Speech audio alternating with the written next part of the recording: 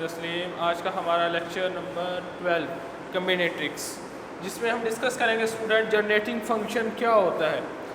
आपको पता है फंक्शन क्या होता है और हम किसी फंक्शन को जनरेट कैसे करते हैं।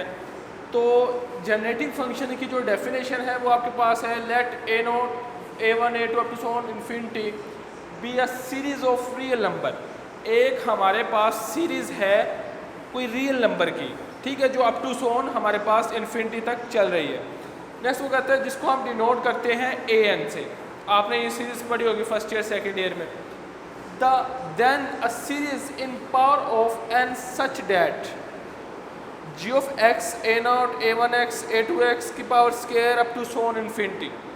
अब जो इसमें आपके पास A one A not A one A two ये आपके पास क्या है, कांस्टेंट है, और एक्स वगैरह क्या है, ये वेरिएबल कहलाते हैं। अगर आप इसको समीशन फॉर्म में लिखें student, g of x n zero से इन्फिनिटी ए एन एक्स की power n is called generating function series किसकी है आपके पास, ए एन की। ये इसकी डेफिनेशन थी, ये आपके पास इसका फार्मूला था। अगर आपको कोई सीरीज़ दे दी जाए, आपने फार्मूले में वैल्यूज़ को पुट करना है, ठीक है।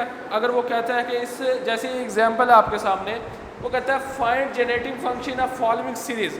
हमने जो हमारे पास सीरीज़ दी गई है इसका जनरेटिंग फंक्शन फाइंड आउट करना है।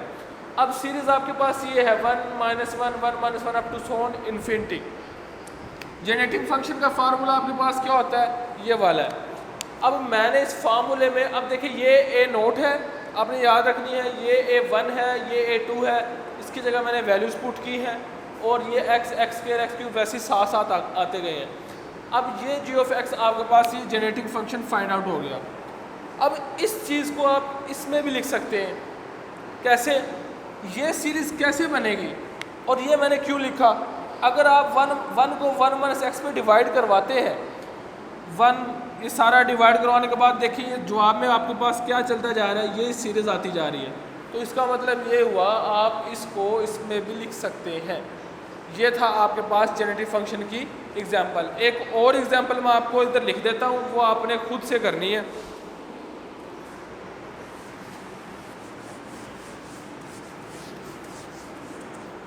एग्जांपल स्टूडेंट आपके पास सीरीज़ है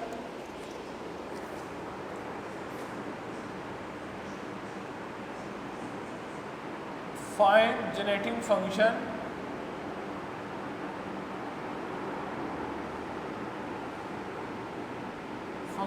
फॉलोइंग सीरीज।